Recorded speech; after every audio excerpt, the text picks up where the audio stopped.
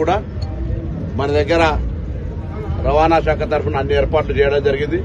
ఉత్తర తెలంగాణ కరీంనగర్ కావచ్చు, వరంగల్ కావచ్చు, నిజామాబాద్ కావచ్చు, ఆదిలాబాద్ కావచ్చు, హైదరాబాద్ నుంచి 51 కేంద్రాల నుంచి 4000 బస్సులు, అదేవిధంగా చిన్నపిల్లలు తప్పిపోకుండా ఉండడానికి కొరకు వాళ్ళకు ఒక ట్యాగ్ను బస్సు ఎక్కేటప్పుడే తల్లిదండ్రులు వేయించుకుంటే దానికి మరి కోడ్ ఉంటుంది. QR కోడ్ తోటి ఎక్కడ పోయినా కూడా దొరికేటువంటి అవకాశం ఉంటుంది. కాబట్టి తల్లిదండ్రులు తప్పకుండా పిల్లలతోటి పోయేవాళ్ళు తప్పకుండా ఆ పిల్లలకు ఒక QR కోడ్ గల టైని వాళ్ళ చేయికి వేసినట్టయితే ఎక్కడైనా మిస్ అయినా కూడా మరి పోలీస్ శాఖ అది రూపొందించింది, దాన్ని వినియోగించుకోవాలని కోరుతాను.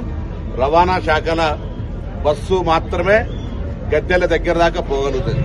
సురక్షిత ప్రయాణం అన్ని రకాల ఏర్పాట్లు సౌకర్యాలు చేయడం జరిగింది. నిన్న కూడా నేను సమ్మక్క సారమ్మ దేవాలయానికే వెళ్లి మరి సర్వే జన సుఖినభవ అందరూ బాగుండాలని కోరుకున్నాం.